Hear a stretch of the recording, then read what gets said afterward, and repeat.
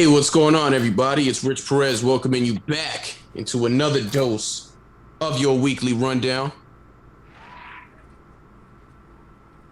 Of course, joined in, as always, my co-host, my brother all the way from the U, Kayson Davis. How you doing, Kay?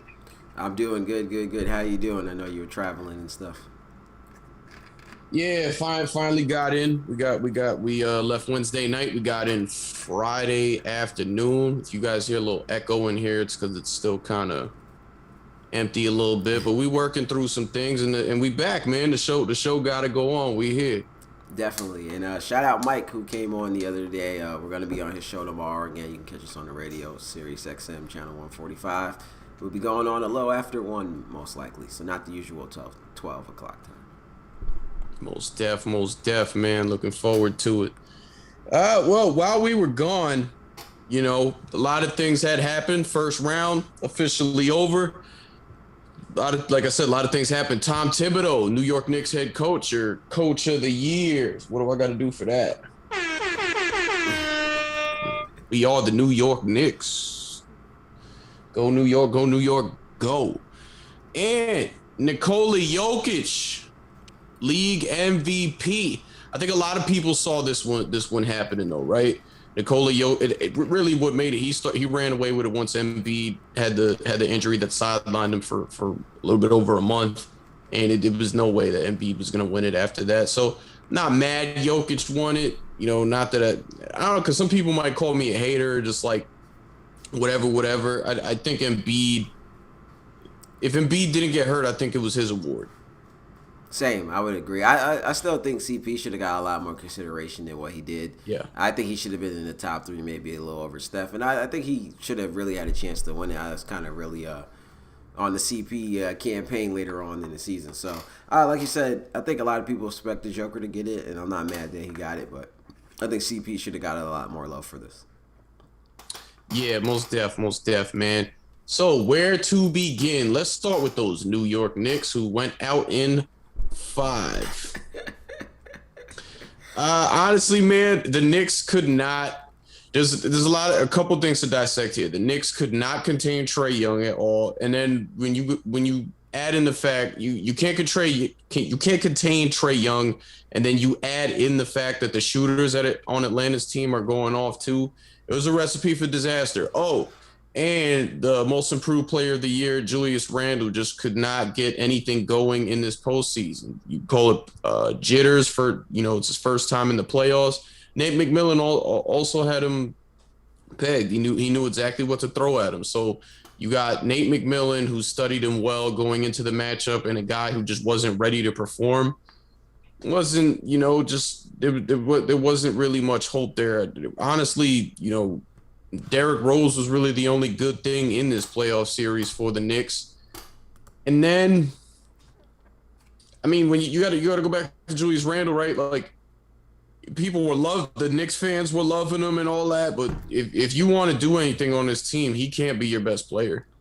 Yeah, I mean, I think I was saying that before, but just to break the series down, really there was 2 All-Stars in the series, but only one really played like All-Star, and I think Stephen A was saying it too. Like Trae Young's kind of putting the league on notice, and I brought it up about that series from the beginning. I said the Knicks are gonna have to decide what they're gonna do. It's either do you let Trae Young get his and have someone guard him 1-on-1, or and stay home with all the shooters, or do you try to trap Trae Young and stop him, and hopefully some of the other shooters are off, but they're gonna get open shots. And at the end of game 2, they decided to trap Trae Young, and that worked for that game. But besides that, I think the Knicks just couldn't really figure out what they wanted to do. There was a lot of maybe over-helping sometimes and leaving shooters open. And like you said about Julius Randle, he probably lost himself a lot of money playing like that. And a lot of Knicks fans and people maybe expected that he can be that number 1 option. I think this just shows him. And it's his first playoff series, so you don't want to knock him too much. But I think this just shows you that if the Knicks want to get anywhere, he's probably definitely not going to be your number 1 option. So that's kind of what I got from that series. And the Hawks are kind of reminding me of the Golden State Warriors when they first made the playoffs. They were able to knock off the Nuggets that no one really expected them to do that, and then they took the San Antonio Spurs to 6. So that's kind of how I'm seeing the Hawks right now, and I think they're going to be kind of a force to reckon with in the years coming. Yeah, I can't wait to see what the like. I think Nate McMillan's he's still interim, right? I think so. He's that's his job. That's got to be his job. Like he took over. It was like a shot in the arm for them. Those guys really love him over there, and they're doing this without Cam Reddish too, right? Yeah, he's still hurt, which I didn't realize until someone said it during the series. So you bring it back Cam Reddish, and then for probably next season it'll be in year 3. Like the Hawks got a lot of good things going for them. That's a team. You just said it that putting the rest of the league on notice.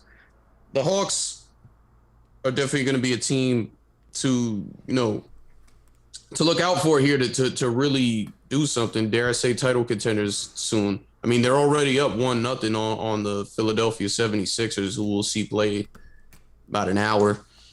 So Uh, that Title contenders, maybe. I think they would have to make a couple more moves right now. that's why I said dare. That's why I said dare I say. Not right now, but I think they do get a free agent or make more of the right picks or moves in the draft. That's we're going somewhere here. Yeah, they're definitely probably one piece away. See whether I don't kind of know what move that would be, or maybe somebody like you said, Cam Reddish or someone can develop. But they're definitely on their way there, and especially in the Eastern Conference. Who knows what can happen? But with KD and them over there, I don't know if they have enough right now. Yeah, and then New York just hates Atlanta. Atlanta stole hip hop. Now they stole basketball. Like what's going on, man? Uh, I don't know, but like I said, the Knicks have a lot. It's still a solid season for the Knicks, and they have a lot that they can improve on. It's just they couldn't figure out what to do kind of with Trey Young. It's either you're gonna let him cook and do his thing, or stop everybody else, and they just couldn't figure it out. But to the Knicks' credit, or maybe to not to their credit, it doesn't look like Philly had an answer for them in Game 1 either. So like, it's a problem that I guess a lot of people might have going forward. Right, right. Let's move over. Let's move over to the other borough though in New York, Brooklyn, who they went on a little revenge tour first round, brother. Remember how Boston fleeced them out of all these draft picks and stuff? This is the worst thing ever. Brooklyn said, okay, we remember that, and they knocked the Boston Celtics out in 5, and it went. I want to toot my own horn. You can toot your own horn a little bit too, because we both did say this. Shout out to Mike. We'll bring it up when we're on the show tomorrow because he didn't believe it. We said Tatum's good enough to get you one game, and Tatum in a 50-point game got him a win. They still lost in 5. They said, yeah, y'all fleeced us for all these draft picks. They thought it was over for us. Not only are we going to knock you out in 5 in the first round, but we going to send your GM into retirement too. Danny Ainge, no longer the general manager of the Boston Celtics. Here was the shocker, though. Head coach Brad Stevens is leaving the sidelines of coaching to go do work in the front office. He's taking Danny Ainge's job now. And Brad Stevens is supposed to be one of the great young minds in basketball. So this was a huge shocker to me. Yeah, I think it was kind of a shocker to everybody, and I think a lot of people maybe seen it. Maybe the right was on the wall for him, and I think he said like after the bubble, coaching kind of got a little tiring. But I think he'll be back to coaching. But I think Kevin Garnett had came on. I seen an interview with him the other day. He said that he thinks Danny Ainge wanted to kind of keep it in the family. You know how kind of the Celtics family is over there. So maybe that's kind of what happened in this situation. But it's going to be interesting because now he has to find another coach. And it's going to be like, does he find another coach that's more like him and is going to maybe keep up some of the same philosophies he had? Or maybe he goes out and get a big name because, it is the Boston Celtics. Or he goes and gets someone that's in the Celtic family, kind of like I was just talking about. So it's surprising. I think it was surprising to everybody. But I think going forward, it's going to even be a little more shocking kind of what he does from here. Yeah, and some of you just said there it's the Boston Celtics, but the Boston Celtics ain't been looking like the Boston Celtics. I think one of the reasons why they just did the things they did is because that team is regressing. Like those guys went from 2 Eastern Conference Finals appearances to getting knocked out in 5 in the first round. They just don't look like the same unit. So moving forward here, I definitely want to see what they do. Can they get a coach in it? Because that's one of the other things a lot of people were saying too. As great of a coaching mind as Brad Stevens is, he just wasn't, very tough on those guys. And maybe they wanted somebody who was a little stronger. And we still don't even know what maybe his scouting and his GM abilities are yet. So it's going to be interesting. Obviously, he's shown to be a great coach. Like you said, they made it to 2 Eastern Conference Finals with those young guys. But we don't know how good his GM abilities are. So I'm pretty sure he'll still be leaning on Danny Ainge a lot going forward. And I think he has a lot to learn. But yeah, it's interesting. I don't know. Like they obviously regressed a little bit, but I think this year was a lot of injuries and different things like that. Have you seen like I think the last Final Four teams that was like in the conference finals, I think only one of them's left, and that's the Denver Nuggets, and even they dealt with injuries this year. So they regressed a little bit this year, but maybe some of it's not his fault. Maybe some of it is, but like I said, the writing may be on the wall a little bit anyway. Yeah, for sure, man. I mean, yeah, everything else in the Eastern Conference we covered because those other two series were over. While we were still here. Uh, in the West, Well, not too much. William Walker said you guys are awesome. I appreciate it. That's I all I'm trying to definitely say. appreciate that, man. In the West, not too much to dive into here. I mean, shout out to John Morant. That dude is a killer. Love him. Like he he did his thing. He's gonna be a force in this league. But Utah was just a little too much for him, man. Even with those games being a lot more entertaining than the series may lead on, they were just a little too much. So Utah advances over Memphis. I think Memphis needs to get some wing help over there. I think they need to get it. They need to focus on getting a small forward for them. And I got on you about Yeah, your I guy know. I know Jared. you got at me. You said you ain't like Jaren. You know, He's a and power forward. Jaren's gonna prove you wrong though. It's like how you were completely wrong about Andrew Wiggins. That might be me, but I'm gonna stick to my guns and tell them. I think he has maybe a better chance than Andrew Wiggins right now. But he had a terrible series. I'm not gonna get on too much, but they need to get that's power forward. That's a power forward position. They still got, I think, Clark coming off the bench. They need to get some small forward help over there. That's what they really need. So that's what the Memphis Grizzlies need to work on over there. For sure, for sure. We were both wrong on this Portland Denver series, man. Dame really, left it all out there. But Denver, they had to shut that thing down in six, and they look good doing. I like, Michael Porter Jr. He said it how it is. You don't want to see Damian Lillard in a game seven, because game seven Dame, he'll send you home. We've seen it many a times. Good coaching over there from Mike Malone. Michael Porter Jr. obviously ascending with Jamal Murray out, and then Nikola Jokic just won MVP. He another thing he proved us wrong, man. Like they did not run him off the floor in that series. No, I think, and I asked Mike this was on the show, and I'm gonna ask you the same question. Are you more impressed with Denver or more disappointed with Portland? And even seeing the game last night with Denver and the Phoenix Suns, I'm actually more impressed with what Denver's been able to do. Their defense was very good in that first half, to the point where I was like, I think they might win this. And I said it to Mike too. If CP's not gonna be 100%, I might go with Denver. So I've been really impressed with what Denver's been able to do, especially without Jamal Murray. So, like I said, I'm leaving the question to you. What do you think? I have to say I'm more impressed with Denver than I am disappointed in Portland. And I'm disappointed in Portland, but the reason I'm saying I'm more impressed with Denver actually has to do with Portland, because what I've been saying about Portland for like 2 years now, and I've said it on record on this show. I've said it to you multiple times. Portland needs to blow this team up. Like they've reached their ceiling, in my opinion, because we know what the piece that they do need is an elite wing. Who's the elite wing that they're going to get over there? It doesn't seem like they're going to be able to get that guy there. We don't know who it is. We don't know how they're going to get him there. Because of that, and I love CJ McCollum. I love Damian Lillard. Oh, we didn't even talk. Terry Stotts is no longer the head coach of the Portland Trailblazers. Mutually parted ways. I love Terry Stotts as a head coach, but they once they got to that Eastern Conference Finals and got smoked by Golden State, like that was their ceiling to me.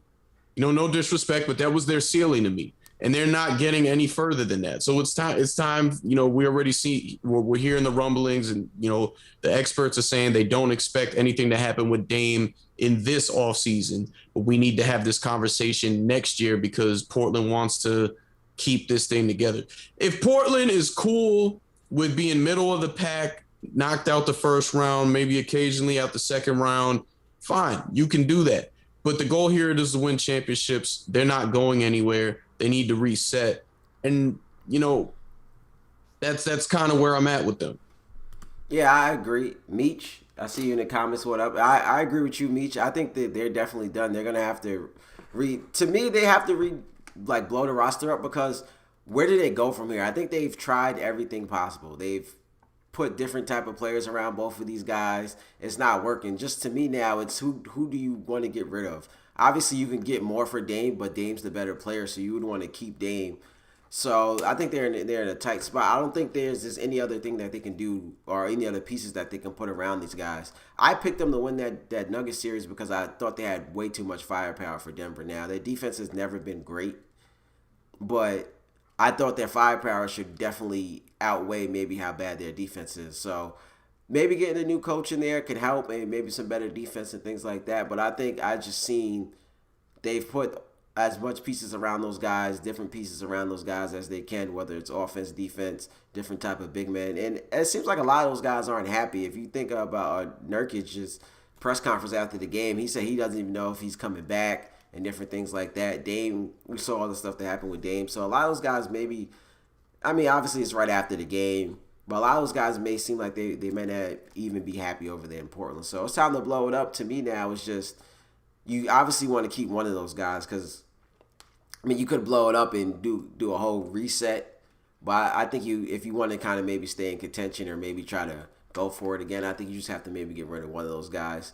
I just don't know which one and how you would do it. Maybe you can see if the right trade comes up for CJ McCollum this summer, or if a superstar becomes on the market, I'm definitely offering him to whoever that is. Maybe they can go for Bradley Beal, but I think even though Bradley Beal may be a little better than CJ McCollum, I think the outcomes may be a little bit a little. Because you can't sleep on CJ McCollum. CJ McCollum. I love CJ, but Bradley Beal is like, and I'm not saying when I say this, nobody should take this as disrespect because this is just the best way I can put it. It's not disrespectful. Bradley Beal is like great value Klay Thompson. I can see what you're saying. I don't know because obviously to me you're putting another. If Bradley Beal was in a bigger market than Washington or just a better franchise, we would literally be talking about Bradley Beal the same in very similar fashion to how we talk about Klay Thompson. You're putting a better scorer around Dame, but you're putting another undersized scorer around him. So I don't know how much different results you end up getting. It's kind of like you're putting someone a little better, but it's kind of like the same piece. It just fits a little better. So how far is that really going to take? Portland beats Denver with Bradley Beal. I agree. Denver's been pretty impressive. Denver has been impressive, but CJ, when they beat Denver a couple years ago, CJ beat them with nothing but mid-range shots. He's a very good player, but Bradley Beal does things that CJ McCollum just can't do. He beat him with mid-range shots and pick and rolls. And CJ McCollum didn't have his best series this last series, but he's not terrible. So it's obviously like I said, it's an upgrade. I just don't know how much of a difference it'll make for him. And Bob, just to go at your initial point, I just think they need to blow it up. Period.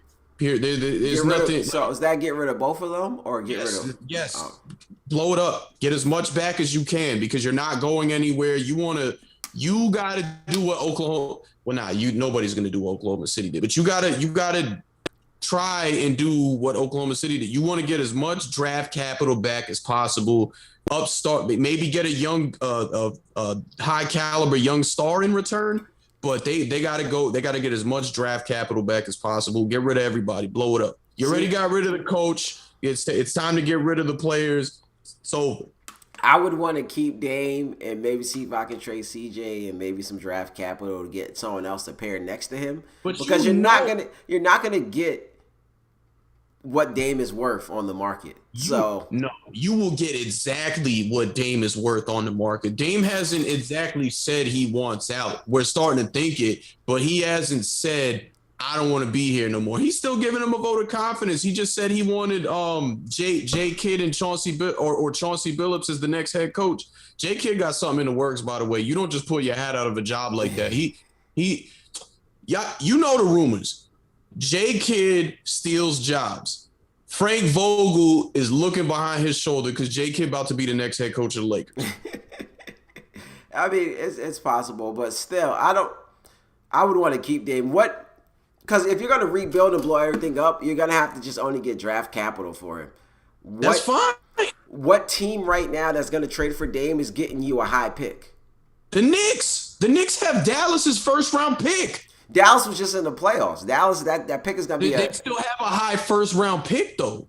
No, the Knicks have the 19th pick. Yes, and Dallas the Knicks' own pick is the 19th pick, and then you add Dallas because Dallas was still a lower tier seed in the first round. So now you got 2 picks, and if you wanted to get higher in the draft, you can package both of those picks to move up in the draft. The Knicks would have to do that for me before I'd send them Dame. I'm not taking both of those picks and hoping that I can trade both.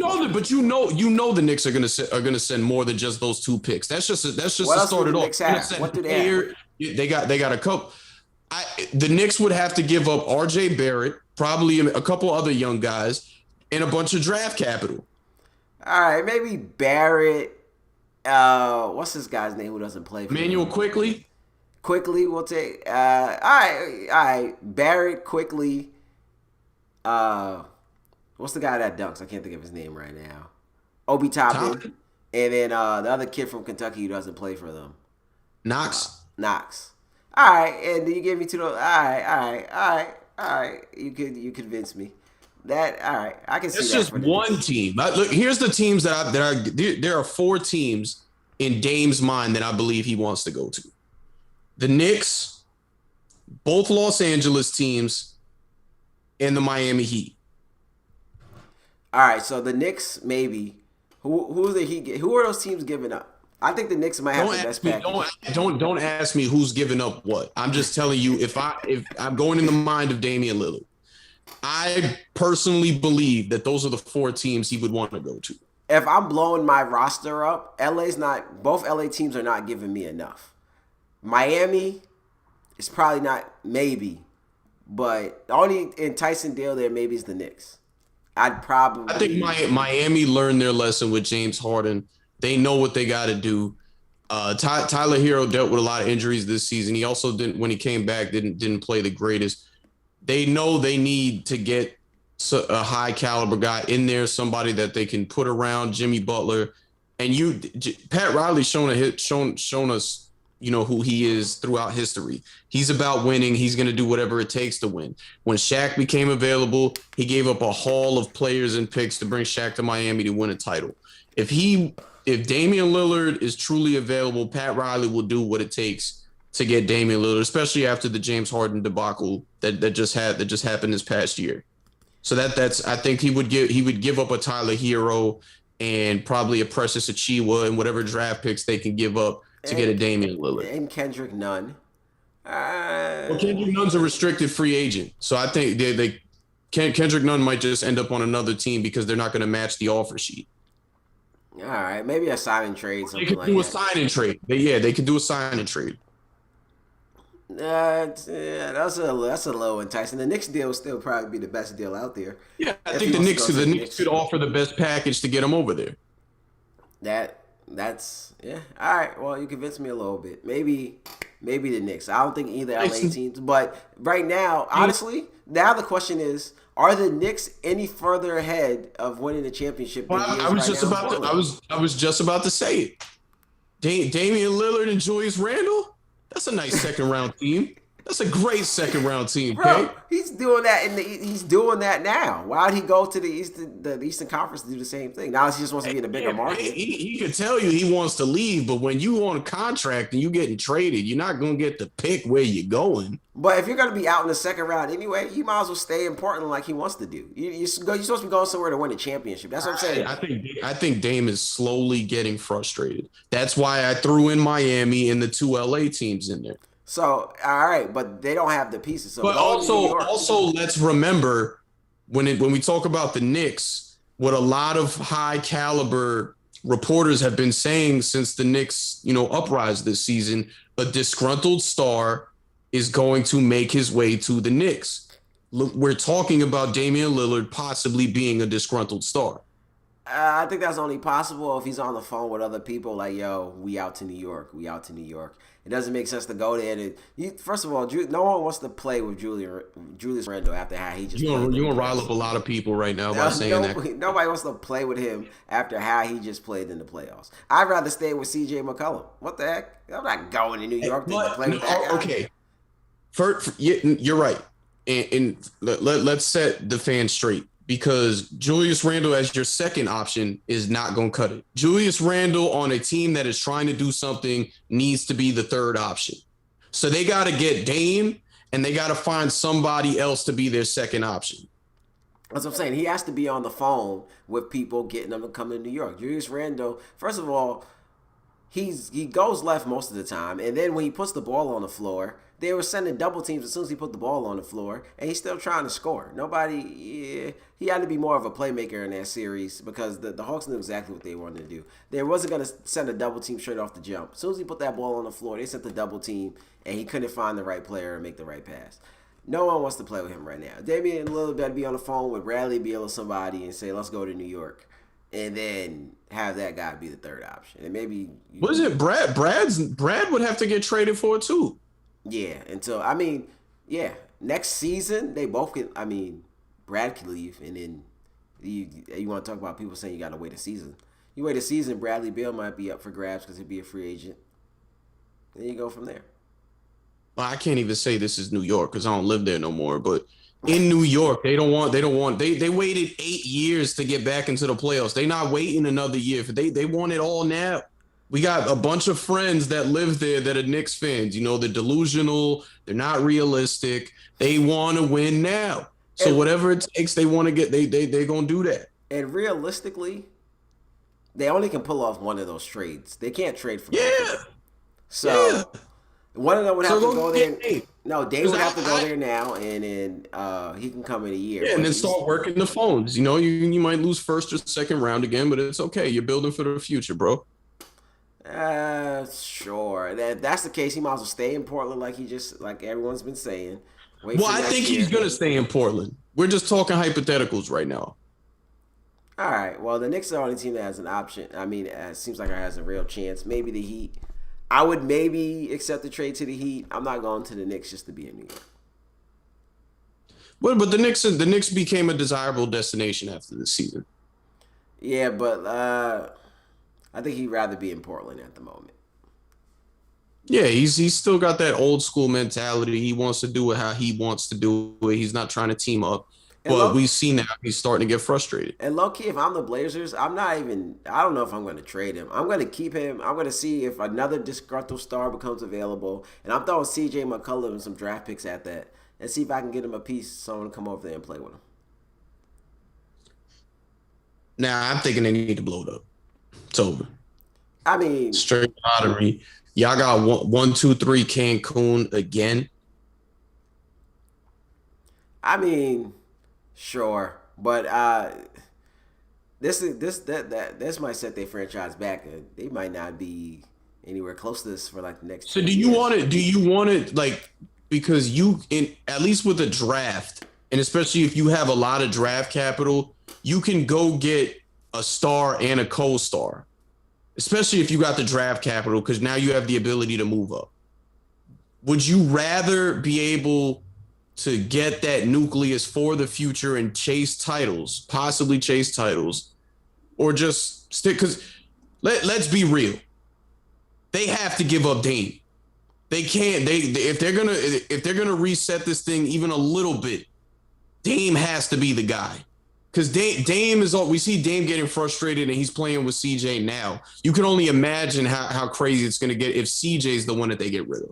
They have to, so they would have to be Dame. And I'm just saying, like, they're not going to be doing like CJ McCollum is not leading the Portland Trailblazers to the playoffs. He's not getting them to the play-in. See, but CJ McCollum would only be traded to get you another star.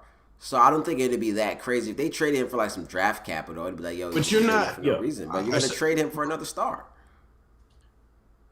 You trade him for another star, and I don't know. Maybe what if PG's available? What if the Clippers flame out? They no. It's gonna be the same. It's probably even worse. They're losing 5. They're losing 5 instead of 6 first round because they got PG. Yeah, maybe. I don't know. If I'm Portland, I'm waiting to see who becomes available. If Dave can stick it out for another year, I might drag it another year and a half, stick it out and see if I can find someone for the right trade for CJ McCollum. And if you guys are talking about Bradley Beal, he may be gettable soon. So maybe I'll hold off. Maybe by trade deadline the next season, Bradley Beal's not happy. The Wizards are going to have to get rid of him, and I'm dangling CJ McCollum over their head. I believe that both of these guys are going to stay where they are for at least another season. I think Bradley Beal is going to stay in Washington and play with Russ another season. I think Dame is going to stay in Portland. What I really want to know is where is Carmelo Anthony going next season? That's what I want to know. LA or New York? Maybe LA. Well, let's get into LA, man. After what? I was gonna say which one? The Lakers. We doing vacation teams only right now. So after a year of winning the championship, they decide to get rid of Rajon Rondo, JaVale McGee, Dwight Howard. Am I missing anybody else? Danny Green. They get rid of these 4 guys. Rajon Rondo, JaVale McGee, Dwight Howard, and Rajon Rondo, JaVale McGee, Danny Green, and Dwight Howard are all still in the playoffs. This was the wrong move. I really did not agree with them getting rid of these guys when they did it, and it went and showed. They lost a lot of toughness and grit when they got rid of those guys. Rajon Rondo was like having a second coach over there. I'm saying it for the longest. He was a big key part in them winning that title a year ago. And for a lot of flag people like to give Danny Green, if you do your homework, you'll know Danny Green was playing in most of the postseason with a hip injury. And he's always been streaky, but he was very off from what you usually expect from him. And he's been giving the Sixers some production while he's been there. They should they talked about this on First Take. They got rid of those guys for upgrades. Dennis Schroeder was never an upgrade over Rajon Rondo. You are fooling yourself if you think so. And I don't even remember the other guys. For the regular season, Dennis Schroeder may be an upgrade. But you know what Rajon Rondo brings you. You don't bring in Rajon Rondo for the regular season. You know exactly why you want Rajon Rondo. You know what? I think they tried to get younger in the sense that they know that they were going to have a short off season. They probably wanted to rest some of their guys. That's why you bring in Montrezl Harrell. AD doesn't have to play too much minutes and different things like that. You bring in Schroeder, another young guy who can control the offense when Bron's out. I think they try to get younger knowing that it's going to be a shorter off season to get some guys in there. So it's like we're not bringing back that same old cast on a short off season, which doesn't seem like it may work out. That's okay. That's probably they're thinking. They were wrong. Yeah, and I, what you've been saying too definitely holds true. The fact that they had just came off that title and then 2-3 months later they're already playing again. It showed. They dealt with a lot of injuries. They didn't play. They didn't have the production that you expected them to have. Same goes with the Miami Heat. It's not a coincidence there that those teams dealt with the same issues all season after playing in an NBA Finals. But where do you go from here? Anthony Davis has now shown us throughout his career he's not durable. The best ability is availability. He just can't seem to stay on the floor when you need him the most. LeBron James, father time, still undefeated, no matter how much money he spends on his body and no matter how good he looks. One of the things that I had talked to some people about when they were talking about, oh, he's about to be in an elimination game. He's always played well in an elimination game. He's closer to 40 than he is to his early 30s. So he's just not as good as he still can continue to look. He's not the same guy he was yesterday or a year ago. He can't carry a team the same way he has been able to do in the past. And then the rest of the team, and that was one of the reasons why I said I didn't think they were going to go to the NBA Finals when the season first started. I mean, I definitely thought they were going to make a longer run than get knocked out first round.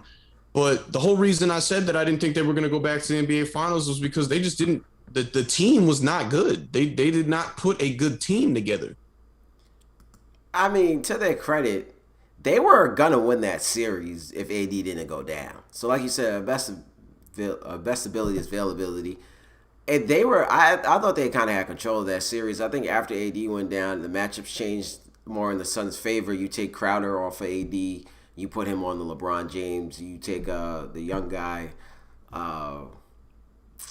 Michael Bridges, you take him off of LeBron. Now you put him on Schroeder. You give CP a rest a little bit on offense with him on defense with him being hurt. So I think, and then the Lakers had to go small, and they were kind of killing them while they were big. The Lakers had control of that series. So to the Lakers' credit, and maybe to Rob Pelinka's credit a little bit, we don't technically know how it would have worked out if AD stayed healthy. Now I think they probably would have advanced, but like you said, it doesn't seem like Magic Johnson had came out and made some comments about Dennis Schroeder, so it doesn't seem like he may be back. So where do they go from here? I guess that's the $1 million question. Really, Magic don't got no pull over there no more. I mean, but the number one question for them is getting those two guys healthy. I think no matter who they surround with them, they'll be able to figure it out. Like I said, if AD was healthy, I think they win this series, and they're on playing the Nuggets right now. So you just got to get those two guys healthy. You got to figure out a plan, and in the offseason, get AD with LeBron during the offseason, spend that $1 million or whatever you need to do to make sure his body's going to be 100%.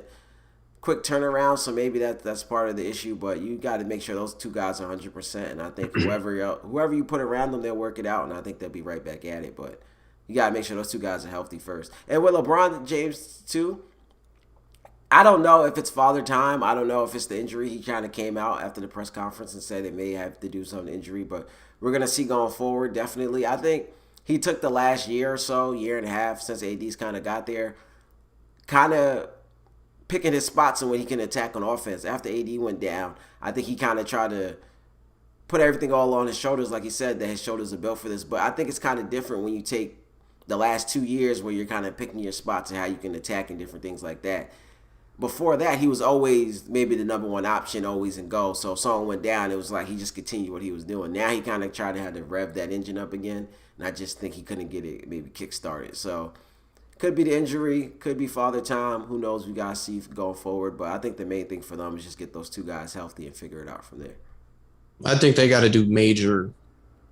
And I think LeBron will have a conversation with them because we know he likes to control narrative and he cares about how he finishes his career. I don't think LeBron wants to go out the same way Kobe got rested dead.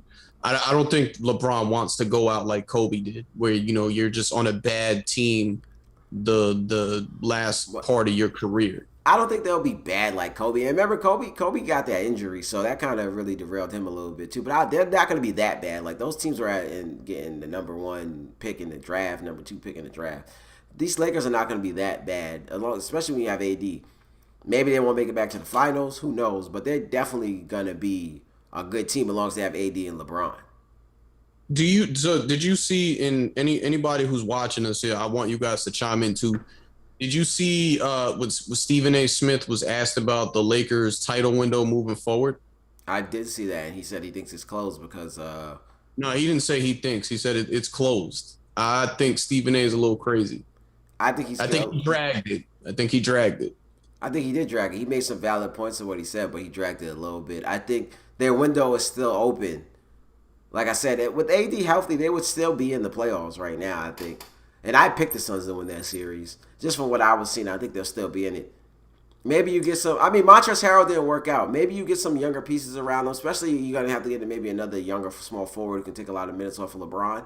And maybe you get a younger power forward to take some minutes off of AD. you just got to get those guys to the playoffs, no matter where they're at. I think they'll always have a chance. And then after that, every playoff run needs a little bit of luck. So you can't look at a lot of playoffs run. Maybe besides the Warriors' 2 playoff runs with KD, every other playoff run had luck in it. So you just got to get them in there and take their chances and then get a little lucky. Do you think that he's like? Do you think he's putting too much into the Warriors move? Like he's been saying this about the Warriors for about 2 years now. Like that they're still in it. Like they're gonna be a force to be reckoned with. And I mean they're gonna be there, but teams like this has been a history with all teams in professional sports. They have runs for a reason. Like I firmly believe if Michael Jordan didn't retire, they weren't going to win 4 or 5 straight, or people say 8 straight, whatever. I don't believe that because this is what happened to the Warriors when they lost to Toronto. You're one to not because LeBron's different. That's one guy. He went to different teams or whatever. One team, majority of these guys playing into July for 4 or 5 years straight. It takes its toll on you, and that's why the Warriors at the end dealt with all those injuries. I think Klay Thompson is going to be good, but Klay Thompson had Klay Thompson tore his ACL and his Achilles, right?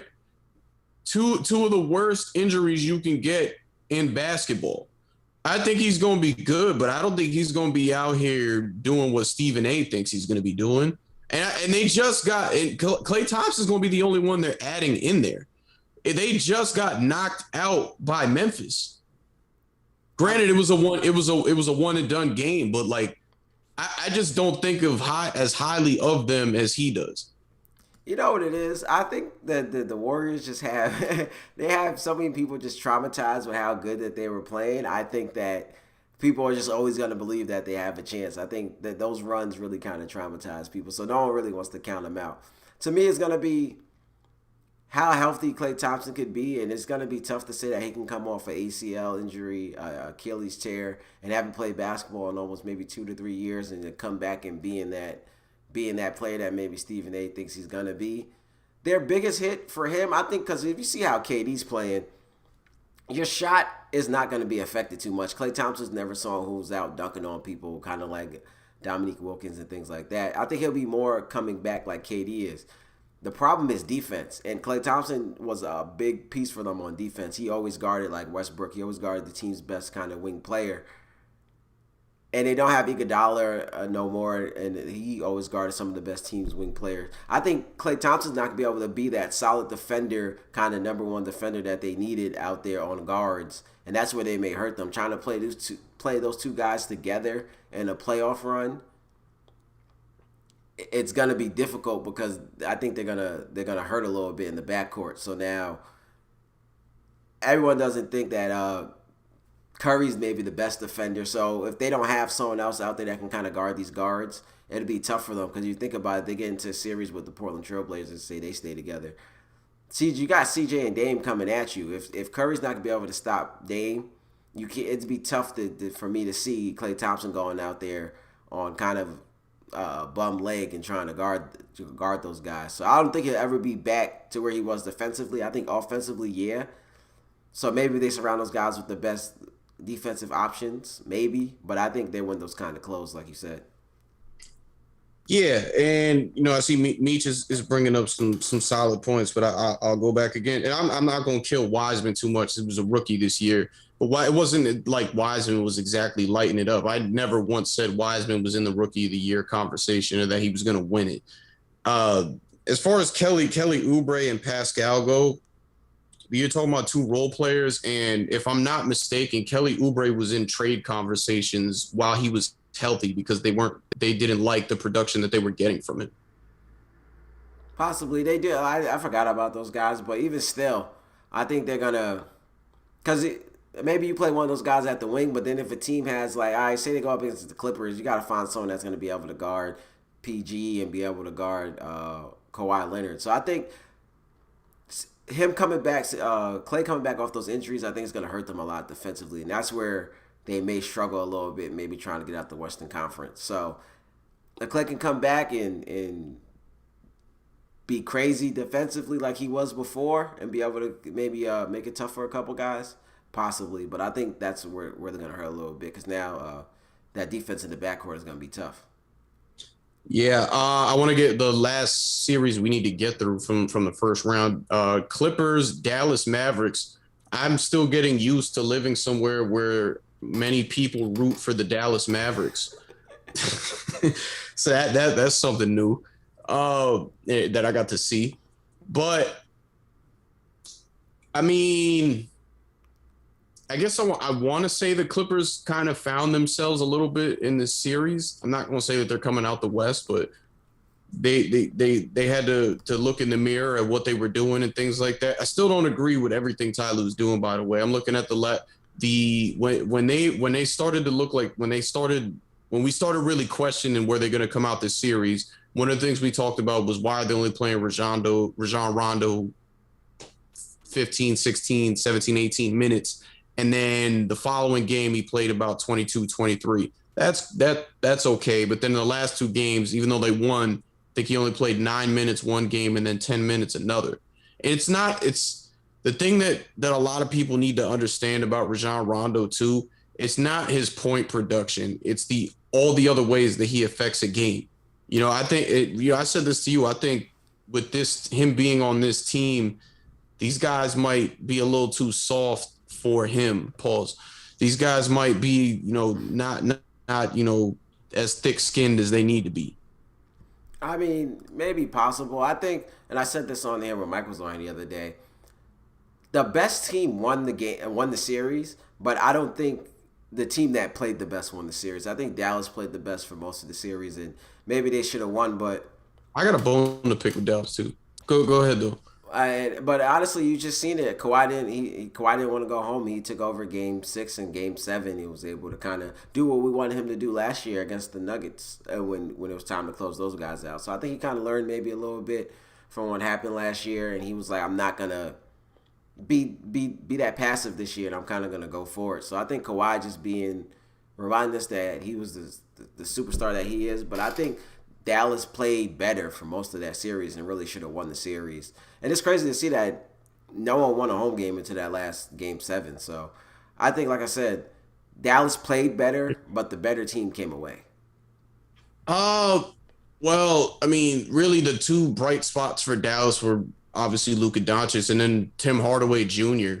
Here's my things to the bone I have to pick with Dallas. With them even though they made this a fun series to watch and everything, I kind of do take issue with Luka Doncic dominating the ball as much as he does. He's great, and he's the face of their franchise, and that should be their go-to guy to close out games. That's your number one and all that. I get he's everything that he's been advertised to be and more. I think this dude is going to win a championship one day. But I think, like, you brought in Kristaps Porzingis for a reason. I'm going to give Kristaps Porzingis a little bit of love that a lot of people aren't really giving him because he hasn't had the production that you expected him to have when you brought him over there. He's a lot like Anthony Davis, too, in that he gets hurt, whatever. I don't believe Rick Carlisle is using him the way that he needs to be used. And I think, because I don't know if you saw this, too, it came out that he's a little frustrated with, he feels he's a bit of an afterthought with as much as Luka Doncic dominates the ball. So I think they need to, and this is going to be weird to say, they need to take the ball out of Luka's hands a little bit and spread that around a little more and use Kristaps Porzingis in a bunch of different ways for you to really get this team to what it should be with the pieces that it has. Yeah, I would agree. I wouldn't even say it's weird to say. It kind of makes them a little one dynamic. Everyone knows Luka's going to have the ball. Like you said, he's amazing with the ball. He can make plays. But especially when you get into a playoff series, it's like kind of what's coming, and that's kind of what the Clippers really planned for. Was him having the ball a lot, and then they went small to be able to switch all his pick and rolls and different things like that. When you have a talent like Kristaps Porzingis, I see why he was frustrated because the ball is in his hands. I think Stephen A. made this point up too about how he's not probably the best player when they were talking about the best player in the world. When he doesn't have the ball in his hand, he's kind of just standing there, kind of maybe to like a James Harden's point.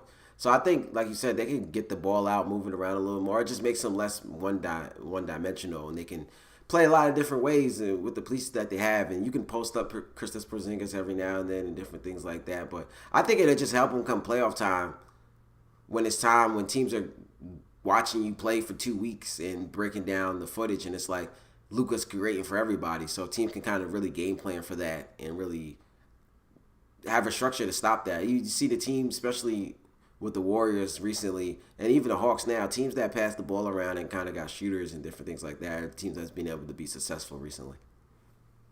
Yeah. Yes, I mean we gotta see. You can look at Rick Carlisle as a champion coach. You know, led this team to the playoffs many a times. But I think they got to do some reevaluating there as far as how they do things. Because I honestly, like, I don't think that they really need to do much as far as team building goes. I think they have a very good team put together with the pieces that they have. I think It's got to be about approach from here on out. I think they can add a little bit more defense. I think that's kind of what hurt them these last. But I think years. that kind of goes to approach. No, I mean, you're right. They can add guys that are defensive specialists, but I think a majority of this goes to approach and you know how they're game planning. Maybe that's what he wants to do, but I think he needs to think a little more defensively. Obviously, their offense is. I think they were number one last year. I'm not sure where they were this year. Their offense can be dynamic. But like kind of what you were just saying, if your offense is going to be that dynamic, which is only one person with the ball in the playoff series, I think that can be slowed down a little. You can't win, but you can't. This is what we said about the Houston Rockets, that you can't win that way, and they didn't win that way. So we can, and it's even more scarier because this is a young team. Luka Doncic has only been in the league 4 years. Kristaps Porzingis 4, 5, something like that. Yeah, I think. Like I said, I think they should everything we just talked about. I think they need to add a little bit of defense. They need to maybe switch their game plan up a little bit because they're becoming too predictable. Luka's been here for 3 years, and then I think they put the ball in his hand kind of midway through his rookie year, and it's kind of been more of the same there. So, like you said, to the James Harden point, one person creating all that offense for you may come back to bite you eventually because you're just too one-dimensional. Right on, man. I don't really got much more to add on that one. Let's get into these second round series. We'll get through the one that we'll get through the quickest first. The Brooklyn Nets are going to close this series out in 4. That's my opinion. They will sweep the Milwaukee Bucks. No James Harden, no problem. They still beat them by 39. They were up by 49 at one point.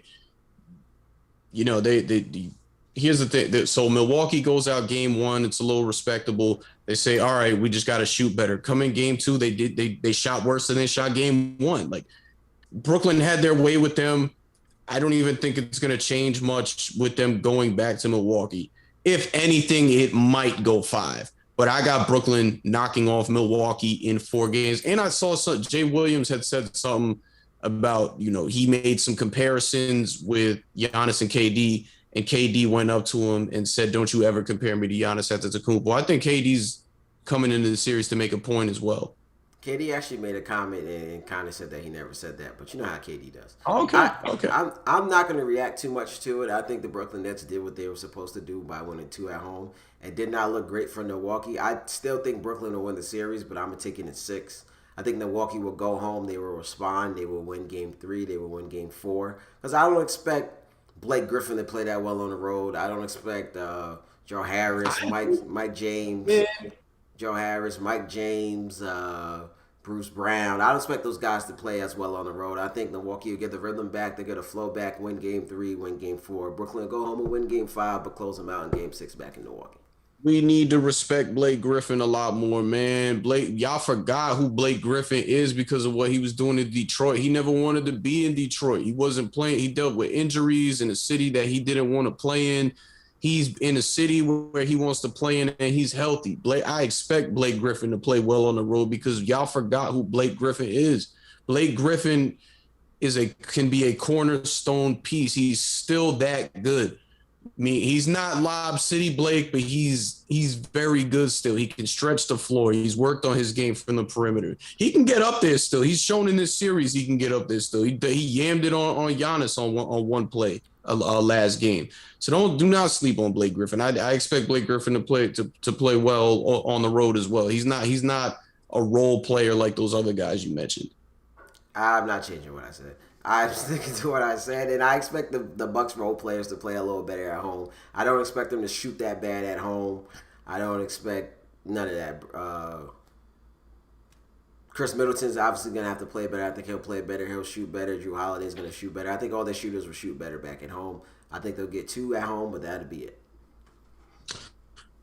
Okay.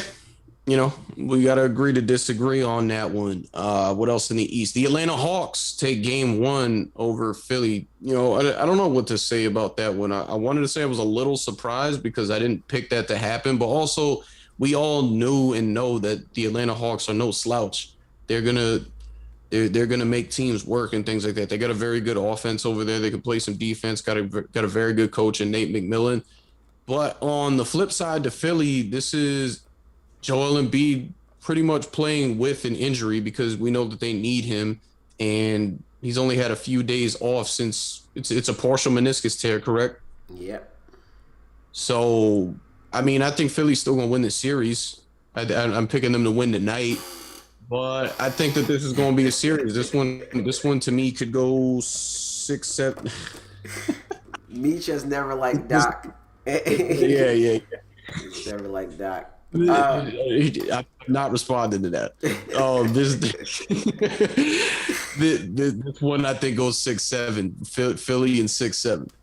I think Philly's in a little bit of trouble. I think they need to slow the game down. I don't think you want to get up and down with this Hawks team. They got more shoot. Well, I won't say they got more shooters, but I wouldn't want to get up and down with this Hawks team just for the simple fact that Joel Embiid, you kind of want to slow the game down and kill him in the post. Also, the Hawks Philly had the same problem when they played the Warriors during the regular season. When you put Joel Embiid in that pick and roll, he's just not going to come up too high. So with a shooter who can shoot that far back, they get anything they want, or they can come downhill and kind of get that floater. So I think Philly has some things they need to figure out. I think they're in trouble slightly, just a little bit. Because the Knicks, they're not the Knicks, but Jesus Christ, I expected the Knicks to be able to get a win in Atlanta, and they couldn't get a win in Atlanta. I'm gonna take Philly in 7. I'm kind of really impressed with what I've seen from the Hawks. But I think Philly has some problems they need to figure out. They need to figure out that pick and roll with Trae Young because they're going to keep doing that as long as Joel Embiid is backing up off of him. And I think they need to slow the pace down. You do not want to get up and down with those guys. Slow it down. Give it to Embiid in the post. Let Embiid kill in the post and kind of make it a low-scoring game. So I think that's what Philly needs to do to win, but I feel like they're in trouble. And I see it going 7, and they'll be able to pull it out 7. Okay, let's go over to the West, man. We got the Utah Jazz and the Los Angeles Clippers. Got to go in 7, bro. And you taking the Clippers in 7? Yeah. All right. See, I'm very impressed with what I've seen from Utah in that first round series. Obviously, it was only the Memphis Grizzlies, but the Memphis Grizzlies have been impressive. They just getting in, beating the Warriors, and doing different things like that. They really impressed me with the 3-point shooting. There's a couple of people I was texting like, yo, I can't even believe how on fire they are with their 3-point shooting. I think what would hurt them is that Mike Conley is missing game 1 tonight. With him being out, I got the Clippers still in this first game. And I think the Clippers may be a little more fresh. But they're also good. If they had a problem with Luka, Donovan Mitchell is not going to be an easier problem. They're different problems, but I think they're both 2 huge problems. He's going to be coming at them. He may be able to get Paul George in foul trouble, whoever's guarding him. A couple of people into foul trouble, so I think that's going to be an issue for them. But with Mike Conley missing tonight's game, I think the Clippers would be able to steal one tonight and not have them ending it in 6. But if Mike Conley didn't miss tonight's game, I might have picked Utah. Well, that's a recipe for success if they can get home court back in their advantage. And I mean, Paul George is lunch meat, bro. Like, what do you mean? Like, of course they can do. They've done it to him before. Like they. You need to go back and watch last episode with me and Mike. Me and Mike killed the thing that PG doesn't show up in the playoffs. He doesn't. He doesn't. Yeah, we killed that notion. It's not true. You wasn't talking all this first round. You know, when they was looking like they was in trouble. You was on my side when I was talking about PG. Before the series started, I picked the Clippers to win because I thought PG was gonna go off. And you know what? I'm picking the Clippers again because PG's gonna go off. Clippers in I'm 6. picking the Clippers because they are overdue to see a conference finals. They should have went there last year. They're the guys that are supposed to be their 2 stars didn't show up and blew a 3-1 lead. Paul George is one of those guys, didn't show up in the playoffs. And, so I think he'll do what he has to do offensively. We talked a bit about how him and Kawhi did, for a big chunk of that last series did not show up defensively. But I think Kawhi put up that 45-point performance like I'm still here. I think he's going to show up in this series. Hopefully Ty Lue is smart. He uses Rajon Rondo more for different situations, but they're overdue. They're going to get to their first conference finals in franchise history. I got the Clippers in 7. I got the Clippers in 6. PG's gonna go off. I'm picking PG to help to be the reason why they win this series. Meech just brought it up. Last time he was in Utah, he averaged. Last time he was in Utah, he averaged 25. He has beef with Joe. He has beef with Joe Ingles. This is revenge. This is revenge for when they knocked us out a couple years ago, and I'm riding with PG. He's gonna average. You know what? I'm gonna give you his averages right now. He wanted the ball in his hands. He kept throwing it back to Russell Westbrook. Y'all keep talking about why did Russ take all those shots because nobody else wanted to shoot the ball. He's gonna average 27 on 48% shooting, 39% from 3, and they're gonna win. Clippers in 6. They win this series because of Kawhi Leonard. PG's gonna bring it home. Very, very guaranteeing it like Charles Barkley. Guarantee it, right? Charles Barkley's guarantees are not good. I'm guaranteeing it anyway. This is revenge for when they knocked us out a few years ago. Very intrigued by this Nuggets Suns series. That first game was very fun last night. Yes. You talked about being impressed by Denver's defense. I think this series goes 7, and it's probably going to be the most enjoyable series of the playoffs. I'm very impressed with Denver's defense. I'm actually surprised that the Suns were able to figure that out last night in the second half because the first half didn't kind of look too good for them. I thought they'd be in trouble. Obviously, they were still in the game. It wasn't a blowout, but the defense was pretty impressive. I picked the Nuggets to win this series for the fact that I don't know if CP is going to be 100% healthy. I'm holding the right to change my opinion. If CP is going to look how he looked last night, I'm going to take the Suns in 6. But if CP is not healthy, he can't be 100%. I'm going to take the Nuggets. And I'm going to take the Nuggets in 6. I think you got 2 very good coaches. You got a extremely talented young team. Well, 2 extremely talented young teams. Just one has a great veteran on it in Chris Paul. I think Chris Paul being that vet is one big difference that, even Denver has Paul Millsap, but he's just not the caliber player that Chris Paul is. That's why I'm taking Phoenix to win. And I just, like I said, because that game wasn't a blow. Like, I mean, it wasn't a blowout, but that game was close for a large part of it. The Phoenix kind of pulled away towards the end. So, yeah, no, I got to go with Phoenix in this one. But I think this is going to be a fun series, especially when they get back to Denver too. Like, I got to go 7. I can't change on that. I think it's going to go 7. Totally agree with most of everything you just said. Shout out to the Joker for winning MVP. I'm very impressed with what they were able to do defensively and a little bit offensively too. So shout out to the Nuggets. If they had Jamal Murray, I might take them to win the series. Right on. Actually, I'm taking them if CP's not 100%. But I'm not talking about CP's injury no more with the way he played last night. It's an afterthought for me. All right. Rest in peace. Former Giants head coach, led him to a divisional championships, 3 postseasons, and a Super Bowl appearance. But we all dreamed that Super Bowl appearance didn't actually happen, But rest in peace, Jim Fassel. That was a shocker to see when I woke up this morning. I mean, I'm a little older, so I remember that when they shut out the Minnesota Vikings, who had Chris Carter and Randy Moss on that team. think they beat them like 46-0 or something like that. That's one of the greatest Giants wins in like franchise history, NFC Championship game. I mean, even that playoff game that they ended up losing in San Francisco was one for the books. With just tough to see. Rest in peace, Coach. I don't know, Kayson, you got anything? Real quick, because the game's about to start, we're about to be done. How do you feel about that Julio Jones trade? Huh? How you feel about the Oh Julio man, trade? we didn't even get into the Julio Jones trade. Woo! You are reuniting King Henry and Julio Jones, two Bama products. What they say, Roll Tide.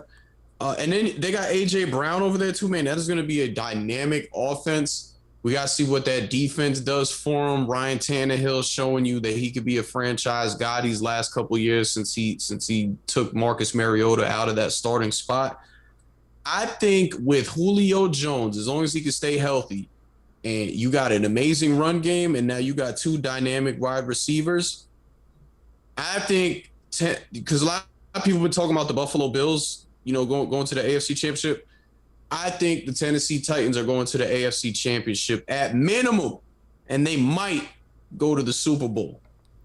I agree with everything you said. They were able to make that run a few years ago. That was maybe a little surprising to people, but I agree with everything you said. Like I said, that offense is going to be dynamic with Henry and them running the ball and different things like that. So I agree with you. Yeah, I can see them getting to the Super Bowl. I can see it too. I'm not talking about Buffalo no more. And I love Lamar Jackson. I'm rooting for Lamar Jackson to play in the Super Bowl and win a Super Bowl. But with this is what the Baltimore Ravens needed to do. They needed to get Julio Jones over there, but they didn't. So I got Tennessee Titans at minimum getting to the AFC Championship. I agree with you. All right, man. Great show today. Big events coming. Big wrestling event coming next week. I'll be at that. Not trying to name too much of my moves, you know what I mean? But big wrestling event going on next week with Olympic champ, multiple-time world champ Jordan Burroughs going up against two-time NCAA finalist Isaiah Martinez here in Texas. Good card over there. Look out for that. Kay, you got anything you want to shout out before we get out of here? No. I am good. All right, man. So thank you guys for tuning in. And shout out Meech for being here and interacting with us. Shout out Meech. Shout out Meech, man. I always like interacting with Meech, even though I don't agree with one take that he usually has, but it's all good, man. Not the Doc biggest, Rivers, Hall of Famer. About to say, not the biggest Doc fan in the world, but no, not at all. Not at all. It's okay though. All right, man. Thank you guys for tuning in, and we will see you next time. Peace.